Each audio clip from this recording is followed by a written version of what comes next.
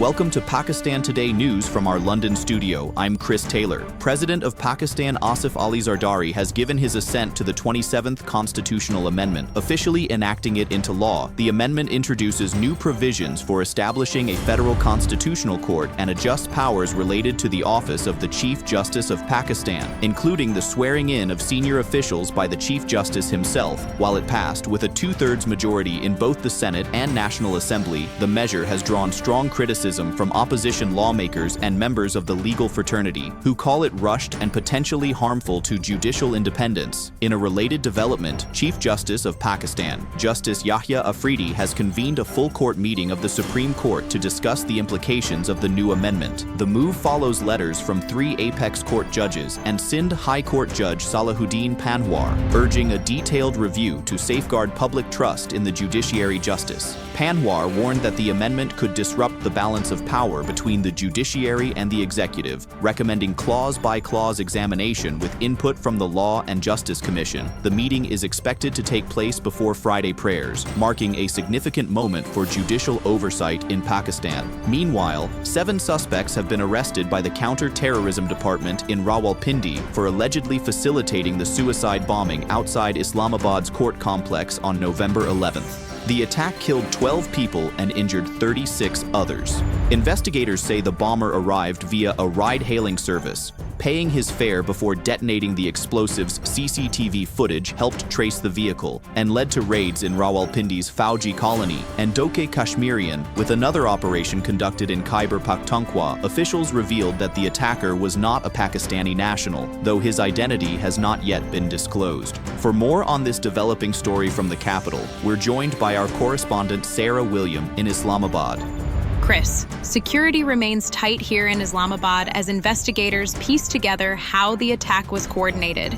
CTD officials say the arrests were the result of intelligence sharing between federal and provincial units. Authorities are now probing whether the suspects had links to a regional terror network operating across provincial lines.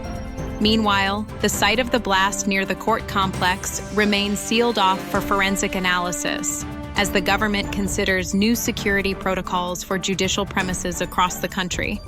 Back to you in London. Thank you, Sarah. Following the attack, Interior Minister Mohsin Naqvi revealed that Chief of Army Staff, Field Marshal Syed Asim Munir, personally intervened to persuade the Sri Lankan national cricket team to continue their tour of Pakistan. Naqvi said General Munir directly engaged with Sri Lankan officials, assuring them of full security and state guest treatment. Matches will resume in Rawalpindi under tight protection as Pakistan looks to demonstrate resilience and hospitality in the wake of the tragedy.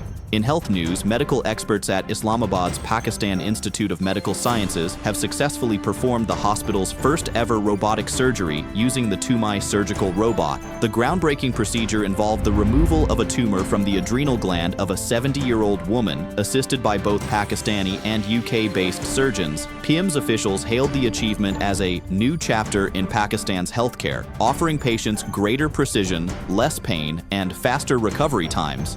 The hospital now plans to acquire its own robotic system to expand such advanced surgical capabilities. Turning to international relations, Pakistan and the United Kingdom have agreed to finalize 5 new memorandums of understanding aimed at strengthening extradition and security cooperation. The agreements will allow faster repatriation of criminals, joint operations against cross-border crime, and improved coordination on counter-terrorism. Officials from both nations describe this as a milestone in deepening bilateral law enforcement ties and reinforcing mutual trust. And finally, in the United States, President Donald Trump has signed a bill ending the 43-day federal government shutdown, the longest in American history. Federal agencies will reopen, hundreds of thousands of workers will receive back pay, and suspended aid programs, including food assistance, are set to restart the deal funds the government through January 30th. But Congress still faces major battles ahead on budgetary and healthcare reforms. That's all for now. You're watching Pakistan Today News. I'm Chris Taylor.